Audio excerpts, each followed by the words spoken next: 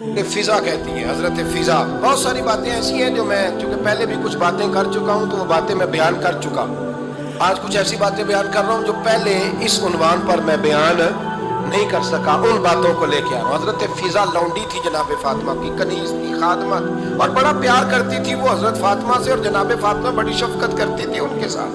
جناب فضا کہتی ہیں ہمارے ساتھ ہی نا دو چار گھر چھوڑ کے ایک یہودی مسلمان ہوا تو اس کے رشتہ داروں نے رشتے توڑ دیے، ناطے توڑ دیے، سارا خاندان مسلمان ہو گیا، لوگوں نے ملنا جلنا چھوڑ دیا۔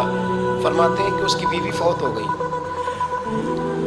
تو میں نے حضرت فاطمہ کو خبر دی تو پہلی خبر سنتے ہی خاتون جنت فرمانے لگی اس سے تو اس کے رشتہ داروں نے ناطا ہی توڑ دیا ہے۔ فضا جب پتہ کر کے کوئی غسل دینے والا ہے، اسے پتہ کر کوئی کفن دینے والا ہے، کہتے میں واپس آئی، میں نے کہا اماں جی کوئی بھی نہیں، اس کا شوہر تو پریشان بیٹھا ہے۔ کہنے لگی لا چادر پھر تو اور میں چلتی۔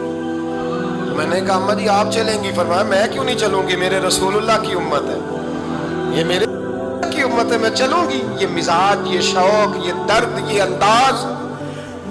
ایک بی بی آئی مسئلہ پوچھنے، اس نے کہا اماں جی 40 اونٹ ہے تو اللہ کے رستے میں کتنے دوں؟ تو حضرت فاطمہ فرمانے لگی اگر یہ سوال تجھ سے ہوتا تو جواب اور ہے، مجھ سے ہو تو جواب اور ہے۔ تو بی بی کہنے لگی اماں جی دونوں ہی بتا دیں۔ تو اماں فرمانے لگی اگر 40 اونٹ تیرے پاس ہو تو تو نے اس میں سے ایک دینا ہے، اور اگر 40 فاطمہ کے ہو تو فاطمہ نے سارے ہی اللہ کے رستے میں دینے ہیں۔ تیرے لیے حکم اور ہے اور میرے لیے بات اور ہے۔ تیرے پاس ہو تو 40 میں سے ایک دے دے، اور میرے پاس ہو تو میں 40 کے، اور ایک بات اگر نہ کروں تو موضوع مکمل نہیں ہوتا۔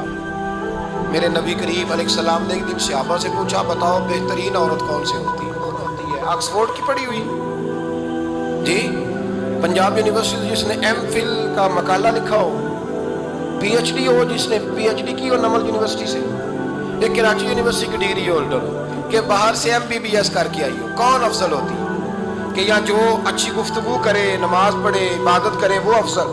کوئی تو ایسی وجہ ہوگی نا۔ صحابہ سے حضور نے سوال پوچھا تو صحابہ نے بھی مختلف جوابات دیے۔ کسی نے کہا حضور پنجگانہ نماز پڑھنے والی، فرمایا بات تمہاری ٹھیک ہے پر تو میری مراد کو نہیں پہنچی۔ ایک نے کہا یا رسول اللہ صلی اللہ علیہ وسلم پردہ کرنے والی، فرمایا بات تمہاری ٹھیک ہے پر تم میری مراد کو نہیں پہنچے۔ ایک نے کہا حضور باپ پردہ عورت، فرمایا بات تمہاری ٹھیک ہے پر تم میری مراد کو۔ حضرت علی کہتے ہیں بیٹھا میں بھی تھا بیچ، لیکن میں بھی مراد کو سمجھ نہیں پا رہا تھا، حالانکہ شہر علم کے دروازے کا نام مولا علی۔ فرماتے ہیں اس وقت اللہ کی حکمت تھی کہ جواب کوئی اور دے، تو حضرت علی کہتے ہیں قد بھی میرا چھوٹا تھا، بیٹھا بھی میں پیچھے تھا، تو تھوڑی گردن اور جھکا کے نا تو میں نکل گیا اور فاطمہ کے حجرے میں پہنچ گیا۔ تو میں نے کہا فاطمہ حضور نے ایک سوال پوچھا ہے تو صحابہ جواب دے رہے ہیں پر حضور کہتے ہیں تم میری مراد کو نہیں پہنچے، ذرا جلدی سے جواب نہیں دیتی؟ تو خاتون جنت ہنس پڑی، فرمانے لگی میں جواب دوں؟ آپ کو بھی کہا ہاں دے جواب کا کیا؟ فرمانے لگے بتاؤ سب سے بہترین عورت دنیا کی کون سی، سب سے بہترین؟ تو جناب فاطمہ کہنے لگی سادہ سا جواب تھا، آپ لوگوں کو آیا کیوں نہیں؟ کہا چلو بتاؤ۔ جناب فاطمہ فرمانے لگی دنیا کی سب سے بہترین بیوی وہ ہے جس کو نہ کبھی غیر محرم نے دیکھا ہو، اور اگلے لفظوں پہ غور کرنا، نہ کبھی غیر محرم نے اسے دیکھا ہو اور نہ اس بی بی نے کبھی کو غیر محرم دیکھا ہو۔ یہ کوئی پردہ نہیں کہ بی بی کہتی ہے جناب میں تو چہرہ ڈھام کے نکلی تھی، باقی میں دکاندار سب سے بات چیت کر آئی، سب کے چہرے دیکھ آئی۔ حضرت فاطمہ نے بتایا کہ تیری آنکھوں کا بھی پردہ ہے، اور وہ روایت وہاں الگ موجود ہے کہ حضور نے حضرت عائشہ صدیقہ ام سلمہ سے کہا کہ عبداللہ ابن مکتوم نابینا ہے تو پردہ کرو، تو یہ نابینا اس سے پہلے سیرت نگاروں نے لکھا ہے کہ ایک دن یہ اس سے پہلے حضرت فاطمہ کے گھر چلے گئے حضور کے ساتھ، تو نبی کریم علیہ السلام نے جب ان کو لے کے حضور داخل ہوئے تو جناب فاطمہ نے آنکھیں جھکا لی، پردہ کر لیا۔ تو حضور نے فرمایا بیٹی وہ تو نابینا ہے، تو عرض کرنے لگی حضور مجھے تو نظر آ رہا ہے نا۔ یعنی حضور نے جو ازواج کو کہا وہ بات کی، جناب فاطمہ کا جو انداز ہے وہ نرالا ہے۔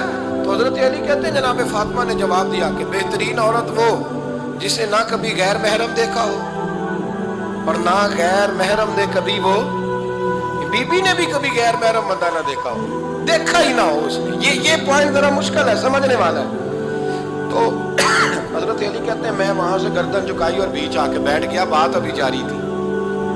हुजूर ने फरमाया आता है किसी को जवाब? तो कहते मैंने हाथ खड़ा किया। मैंने को हुजूर आता है, तो हुजूर मुस्कुरा पड़े, फरमाया चल बता। मैंने अर्ज की हुजूर बेहतरीन औरत वो है कि ना कभी उसे गैर महरम ने देखा हो, ना उसने कभी गैर महरम देखा हो। तो हजरत अली कहते हैं शाबाश, मुझे मिलनी चाहिए थी ना। हुजूर मुस्कुरा पड़े, कहने लगे मैंने तो पहले ही कहा है फातिमा तो बिदा तो मिन्नी, फातिमा मेरे जिगर का टुकड़ा है, मैंने तो बड़ा पहले कह दिया है। तो कहते हैं सहाबा मेरी तरफ देखने लगे कि ये तो तारीफ फातिमा की होने लग गई है। तो मैंने कहा क्या करें, उस महबूब को बताया है जिसके लिए अल्लाह ने कोई पर्दा रखा ही नहीं, सारे पर्दे खोल दिए। हजरत फातिमा के विसाल का वक्त आया, इंतकाल का, तो हजरत अस्मा बिनते उमैस को बुलाया और बुला के फरमाने लगी तू मुझे गुस्ल देना और सिवाय मेरे शौहर मौला अली के किसी और से मदद भी न लेना। और फरमाने लगी मैंने हबशा के बारे में सुना है कि वहाँ जब बीवियों का जनाजा उठता था तो वो लोग चारपाई के ऊपर यूं करके इस तरह करके लकड़ियां लगाते थे, नीचे बांध लेते थे और लकड़ी में लचक हो तो ऊपर जाके फिर उसको बांध देते थे तो पर्दा बन जाता था। फरमाया मैंने अली को बता दिया है, तुम्हें भी बता रही हूँ, जनाजा मेरा रात को उठाना और लकड़ियां लगा के ना तो ऊपर पर्दा कर लेना, मेरे वजूद पर पड़ी हुई चादर पर भी किसी की नजर नहीं पड़नी चाहिए। रात को जनाजा उठाना और रात को मुझे दफन कर देना। मदीना मुनव्वरा में हुजूर के विसाल ज़ाहिरी के 6 माह बाद जनाब फातिमा ज़हरा का जनाजा उठा तो मस्जिद नबवी शरीफ से एक शख्स अपनी दाढ़ी आंसुओं से भिगोता हुआ निकला। तो हज़रत अबू बकर सिद्दीक ने खड़ा करके पूछा क्यों नबी पाक के चचा अब्बास रोते क्यों हो? हज़रत अब्बास कहने लगे पहले हुजूर गए थे, अब नबी पाक की तस्वीर भी चली गई। क्या हुआ? का जनाब फातिमा का विसाल हुआ, फिर से एक दफ़ा मदीने में रात आई, फिर से शाम हुई, फिर से जनाजा उठा। शेर खुदा अली उल मुर्तज़ा रज़ी अल्लाह ताला अन्हु ने, हज़रत अब्बास ने, हज़रत कुसम बिन अब्बास ने, हज़रत अब्दुल्लाह इब्न अब्बास ने तदफीन से फारिग हुए। एक रवायत है कि हज़रत अब्बास ने जनाजा पढ़ा और एक मुस्तनद रवायत है कि हज़रत अबू बकर सिद्दीक ने जनाजा पढ़ा। और जब जनाजा पढ़ा करके बाहर निकले तो हज़रत अली शेर खुदा की आंखों में आंसू थे।